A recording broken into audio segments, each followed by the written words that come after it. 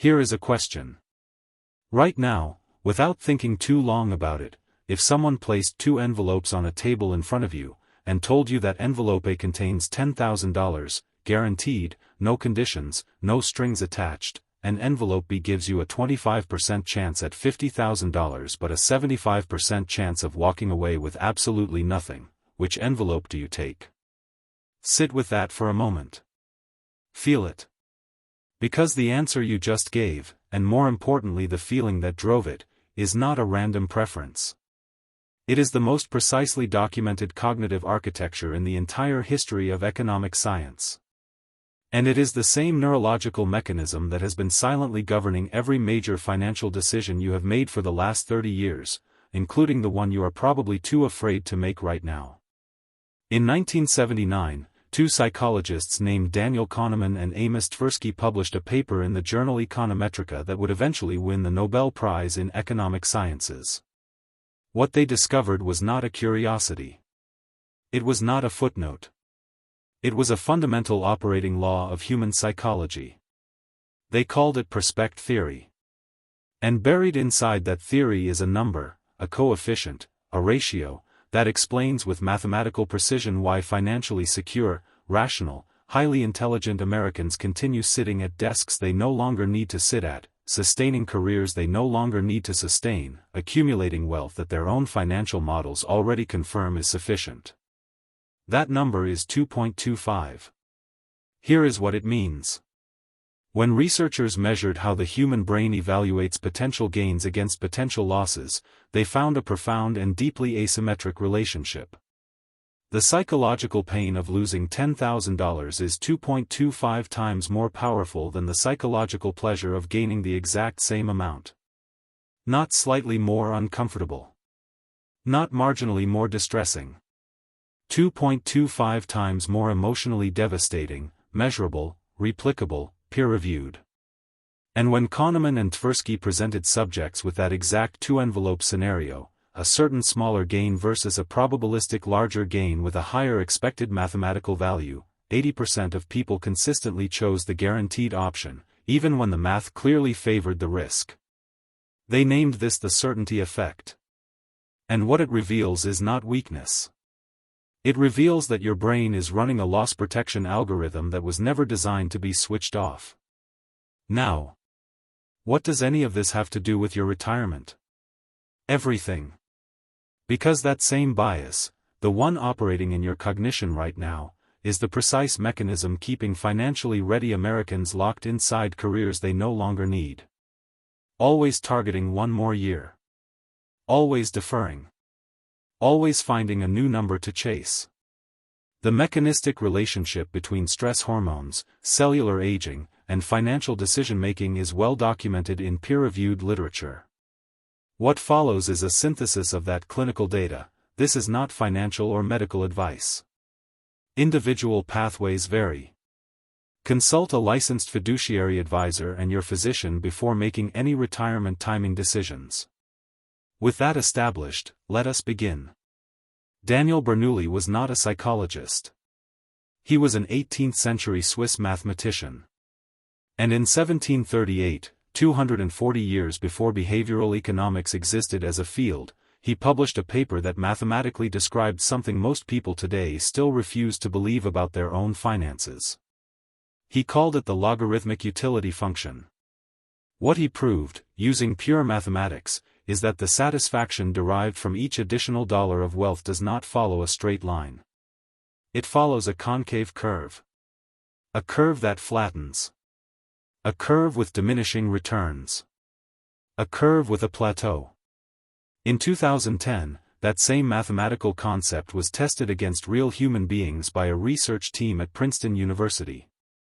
The economists were Kahneman and Deaton, the same Kahneman from prospect theory, and after analyzing the emotional well-being reports of more than 450,000 Americans, they found that the day-to-day experience of living, the actual felt quality of ordinary life, plateaued at approximately $75,000 in annual income.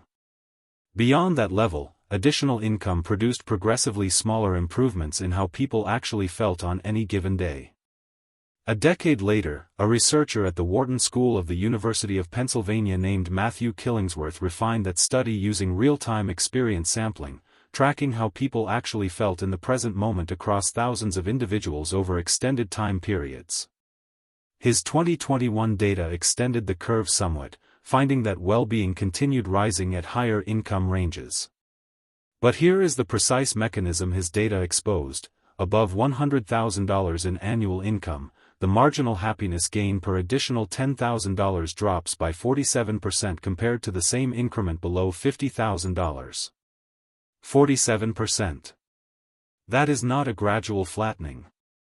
That is a structural deceleration baked into the mathematics of human satisfaction. Every additional dollar you earn past your sufficiency threshold is buying you less life. The return is not linear. It is concave. And past a certain point on that curve, a point that is individually and precisely calculable, the arithmetic of one more year simply stops working in your favor. Now let us talk about what you were taught. Because you were not taught any of this. You were taught a fundamentally different model through 30 years of performance reviews, promotions, salary negotiations, retirement account statements, and net worth milestones. You were taught that more is better. That the curve is linear. That each additional dollar of accumulated wealth makes you proportionally more secure. That discipline is rewarded with equivalent, proportional returns. Abraham Maslow would recognize this immediately as a hierarchy problem. The pyramid he described, ascending from physiological survival at the base, through safety, belonging, and esteem, up to self-actualization at the apex, contains one architectural principle that almost no one applies to their financial life. The strategies that work magnificently at the basement level actively fail at the upper floors. Accumulation is a basement floor strategy. It is a survival tool. It performs brilliantly when you are solving for physiological security and financial safety. But here is what no one in mainstream finance is willing to say directly: your brain spent 3 decades being neurologically rewarded for basement floor execution. Every raise, every promotion, every account milestone reinforced the accumulation neural pathway. Those pathways are deeply grooved after 30 years of activation. And they do not automatically deactivate the moment you cross the threshold into the upper floors of the hierarchy. You are using a survival tool to try to solve a meaning problem. And the tool is not merely ineffective at that elevation, it is actively destructive. The researchers Brickman, Coates, and Janoff-Bullman documented this in 1978 in what became one of the most cited studies in happiness research. They tracked lottery winners, people who had experienced sudden, dramatic, permanent financial upgrades, and found that within 12 to 18 months, those winners had returned almost entirely to their baseline level of life satisfaction. The new car, the larger house, the premium vacation each produced a temporary spike. And then the brain adapted. The baseline reset. The upgrade became the new ordinary. This mechanism operates in the nucleus accumbens, a small cluster of neurons embedded in your brain's reward circuitry. It is not a character flaw. It is not ingratitude. It is a hardwired neurological reset that operates independently of asset accumulation velocity. The hedonic treadmill does not stop running when your portfolio crosses $2 million. It does not stop at $3 million. It keeps running. And if your sense of security depends on perpetually reaching the next milestone, you are running on a machine that was architecturally designed to always reset the finish line. But here is where this conversation takes a turn that most financial commentators are unwilling to take. Because it is not sufficient to observe that you are psychologically trapped. The deeper and more urgent question is what that trap is costing you, not in abstract time, but in measurable biological capital. In 2009, the Nobel Prize in Physiology or Medicine was awarded to 3 researchers, Elizabeth Blackburn, Carol Greider, and Jack Szostak, for their discovery of how chromosomes are protected by structures called telomeres. Telomeres are the protective caps at the end of your chromosomes. Think of them as the plastic tips on the end of a shoelace, keeping the chromosome from fraying and degrading. Each time your cells divide, those telomere caps shorten slightly. When they shorten enough, the cell can no longer replicate with structural integrity. That process is aging at the cellular level. That is the biological clock operating inside every body in this room. Here is what a landmark 2012 study from the University of California, San Francisco added to that Nobel Prize-winning foundation. Researchers found that high levels of chronic workplace stress, specifically the sustained, elevated cortisol production associated with high-pressure professional environments, directly accelerated telomere shortening through well-characterized molecular pathways. And the magnitude of that acceleration was staggering. High-stress workers showed telomere lengths equivalent to workers who were 9 to 17 years older biologically. Chronologically identical. Biologically decades apart. 9 to 17 years of accelerated biological aging. Documented. Measured. Published in peer-reviewed literature. The American Institute of Stress reports that 83% of U.S. workers experience chronic work-related stress. Not occasional pressure. Sustained, physiologically active, cortisol-elevating stress. And the biological consequence is not speculative. The pathway is mechanistic. Elevated cortisol degrades telomere integrity, degraded telomeres compress the health span. A compressed health span reduces the window during which your financial resources can be actively converted into experienced quality of life. You are not trading time for money. That is the transaction you believe you are executing. But the actual transaction, the one the biology documents, is this: you are trading biological lifespan for a number on a screen that has already, by the logarithmic utility curve, passed its point of marginal relevance to your experienced daily satisfaction. This brings us to a concept that Laura Carstensen at Stanford Center on Longevity spent decades establishing through her socio-emotional selectivity theory. Her research revealed a counterintuitive and deeply important truth about how human beings value time. As we perceive our time horizon as contracting, as the future transitions from feeling open-ended to feeling finite, the subjective value of each present moment escalates. Not linearly. Exponentially. A 60-year-old does not value an hour marginally more than a 30-year-old. The psychological scarcity mechanism amplifies every remaining unit of time at an accelerating rate, precisely because the remaining supply is perceived as shrinking. There is a question worth pausing on here. Warren Buffett, one of the most rational, disciplined, precise allocators of capital in the recorded history of financial markets, has been asked publicly, in various forms, how much of his accumulated wealth he would pay for an additional year of full, vibrant, unrestricted physical health. The question is rhetorical. He has never answered it with a number. But the mathematics implied by the silence should stop you entirely. Because money has no intrinsic value. None at all. Its entire utility is a function of what it can be converted into. And health is the conversion rate. Health is the mechanism by which financial resources are transformed into actual, experienced, remembered life. A Journal of Health Economics meta-analysis from 2018, covering longitudinal data from 42 countries, confirmed that the capacity to convert financial resources into experiential utility, travel, mobility, meaningful engagement, physical freedom, deep social connection, declines at measurable, predictable rates after age 65.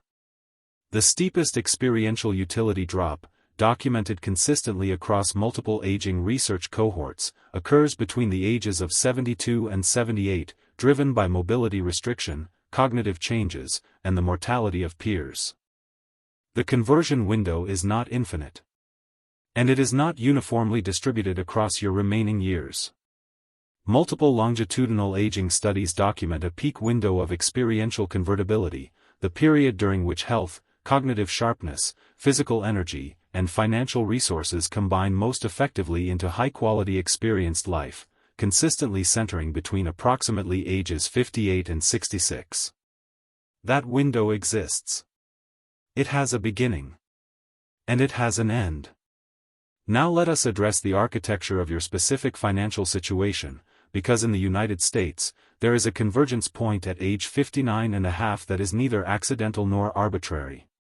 The federal penalty-free withdrawal threshold for 401k accounts and traditional IRA distributions activates at exactly 59.5 years of age. Before that threshold, early distributions incur a 10% federal penalty on top of ordinary income tax. After it, the penalty disappears entirely. For the American professional who has spent 3 decades building a tax-advantaged retirement portfolio, this is the moment their largest single financial asset becomes fully liquid and fully accessible. But 59.5 is not merely a tax code artifact.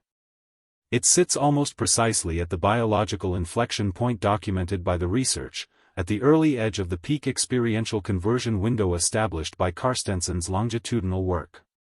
The legislators who set this date in federal code may not have had neuroscience in mind.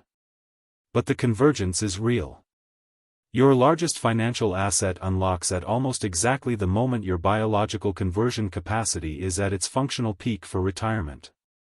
The American retirement timeline runs through several critical milestones that every professional approaching this territory must understand.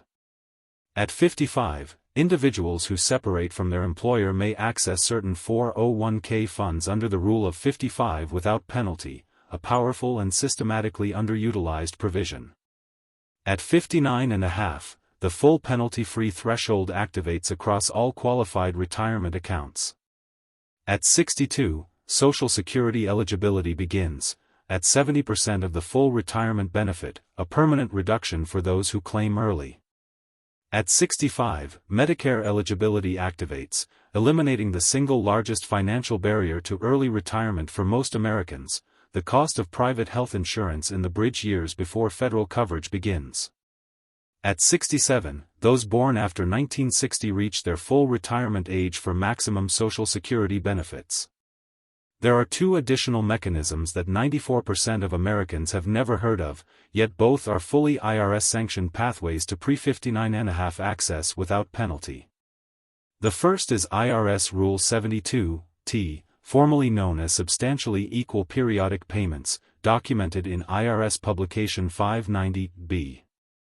This provision allows systematic distributions from retirement accounts before the standard age threshold, provided those distributions follow one of 3 IRS-approved actuarial calculation methods and continue for the longer of 5 years or until the account holder reaches 59.5. The second mechanism is the Roth conversion ladder, a strategic 5-year pipeline in which traditional retirement funds are systematically converted to Roth accounts in annual tranches, and the converted principal becomes penalty-free accessible after a 5-year seasoning period for each individual conversion. These are not loopholes. They are codified, published, officially sanctioned pathways inside IRS documentation. And they are almost entirely invisible to the professionals who need them most. The one-more-year phenomenon is what behavioral economists call a temporal trap, structurally elegant in its deception because each individual year of delay appears completely rational in isolation. 12 more months of contributions. Additional compounding on an already substantial base. A marginally higher projected Social Security benefit. A slightly larger account statement. Evaluated in isolation, each year of delay presents a credible financial argument. The trap is only visible when you zoom out and examine the sequence across time, because the sequence never ends on its own. The number that is reached becomes the floor of the next number targeted. The goalpost advances. The loop resets. And the years of biological peak accumulate in the wrong column. The behavioral science here is unambiguous. The same loss aversion coefficient that governed your preference between those 2 envelopes also governs your relationship to retirement timing. Remaining employed feels like holding the certain outcome, the guaranteed income stream, the structured identity, the predictable security. Transitioning into retirement, even from a position of clear financial sufficiency, activates the loss aversion mechanism with full neurological force. The brain registers retirement not as liberation but as the removal of a guaranteed income. And because losses feel 2.25 times more powerful than equivalent gains, the brain systematically overweights the perceived risk of stopping relative to the documented biological cost of continuing. But past the sufficiency threshold, continuing is the actual loss. The loss aversion instinct has been aimed at the wrong target entirely. 62% of Americans report fearing running out of money in retirement more than they fear death itself. That statistic is from Allianz Life Insurance research published in 2023. It is perhaps the single most revealing data point in the entire body of retirement psychology literature. Not because the fear is irrational, but because it reveals that the anxiety is not primarily financial. It is existential. And existential fears do not respond to spreadsheets. They do not yield to withdrawal rate tables or Monte Carlo simulations. They operate at a deeper architectural level that requires a fundamentally different kind of resolution. But there is an equally important risk on the other side of the retirement transition that the financial content landscape almost universally ignores. The American Psychological Association published data in 2014 showing that 34% of newly retired Americans experience clinically significant anhedonia, a measurable, documented loss of pleasure and purposeful engagement, within 18 months of leaving their careers. 1 in 3. And the conventional interpretation is that retirement itself caused this outcome. That interpretation is incorrect. Mihai Csikszentmihalyi's flow theory provides the precise explanation. Flow, the state of optimal engagement, intrinsic motivation, and absorbed attention, requires a calibrated relationship between challenge level and skill level. When challenge is proportional to skill, the individual experiences absorption, meaning, and satisfaction. When challenge collapses to near zero, as it does in unstructured retirement with no intentionally designed activities, the neurological result is not relaxation. It is anhedonia. Not because retirement failed as a concept, but because stopping work and building purpose are two entirely separate projects. Most people plan only the first. The resolution is not to continue working unnecessarily. The resolution is to architect what replaces the paycheck, not financially, but neurologically. 3 structural pathways exist for the professional approaching this inflection point. Full retirement with deliberately designed purpose, structured teaching, mentorship, creative work, meaningful volunteer engagement, any structured challenge that maintains the calibration between challenge and skill that flow theory identifies as the source of human satisfaction. Semi-retirement with reduced hours or consulting engagement in the existing career, preserving professional identity and social structure while recovering significant time. Or a complete career pivot toward lower compensation and higher meaning, a second chapter that intentionally trades income optimization for experiential optimization. These are 3 distinct post-work architectures with profoundly different neurological and financial implications. The choice between them must be made intentionally, not defaulted into through inertia. Now let us run the actual calculation, because the sufficiency audit that most people have never honestly completed is simpler than the anxiety surrounding it suggests. 3 steps. 3 inputs. 1 honest number. Step 1. Take your estimated annual essential expenses, the figure that covers housing, food, transportation, utilities, and healthcare, and multiply by 25. This produces the portfolio balance required to support those expenses indefinitely at a 4% annual withdrawal rate, the figure derived from the landmark Trinity University study examining historical withdrawal sustainability across multiple market cycles and economic environments. This is your baseline coverage target. Step 2. Add the healthcare bridge cost. For Americans retiring before 65, before Medicare eligibility activates, private health insurance carries an average monthly premium of $700 to $1,200 per person. That translates to $8,400 to $14,400 annually, per person, in bridge costs that must be funded from the portfolio until federal coverage begins. This is the most systematically underestimated variable in American early retirement planning. It must be named explicitly, quantified precisely, and built into the sufficiency calculation as a fully funded liability, not an afterthought. Step 3. Subtract your guaranteed income streams. Your projected Social Security benefit at your intended claiming age. Any pension income. Any operational passive income streams from rental properties or other established sources. The gap between what steps 1 and 2 require and what step 3 produces, that is your actual number. Not the number anxiety has been supplying. Not the round figure that feels safer than the calculated one. The actual, evidence-based, precisely derived number. If your current portfolio covers that gap, if the assets you have already accumulated, drawing at a historically sustainable withdrawal rate, exceed the net funding requirement produced by that 3-step calculation, then the inflection point has already passed. You are standing on the far side of your sufficiency threshold. The logarithmic utility curve has already flattened at your coordinates. The marginal utility of one additional year of professional employment, weighed against its biological cost through the cortisol telomere pathway, the compressed conversion window, and the hedonic adaptation reset mechanism, does not produce positive net utility. The mathematics does not support it. And yet here you are. Still running the calculation. Still looking for the number that will finally feel like enough. Return for a moment to those 2 envelopes. Envelope A, guaranteed access to your healthiest, most experientially capable remaining years, starting now. All the mobility, cognitive sharpness, physical energy, and relational bandwidth that your biological peak conversion window currently contains, available, immediately, by decision.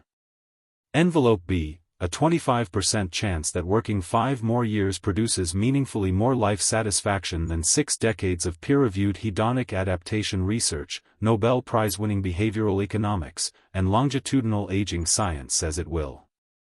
Which envelope are you choosing? The science has given you a map.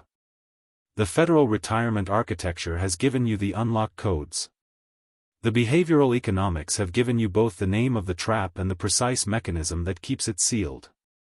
What you are holding right now, the hesitation, the 1 more year calculation, the weight of fear sitting heavier than the logic, that is not prudence. That is the 2.25 coefficient, applied to the wrong side of the ledger. Know your number. Know your window. And understand that the cost of not deciding is itself a decision, one that the biology is quietly executing on your behalf, 1 year at a time, through pathways that no future paycheck can reverse. The detailed framework for running your complete personal sufficiency audit, factoring your specific account structure, your Social Security optimization strategy, and your exact healthcare bridge gap, is precisely what the next analysis in this series addresses. Every variable. Every calculation. Every lever available in the current federal architecture. Click through and run the numbers against your actual situation. Because the most expensive financial mistake is not the one you can see on your statement. It is the one running silently in the background, 1 more year at a time.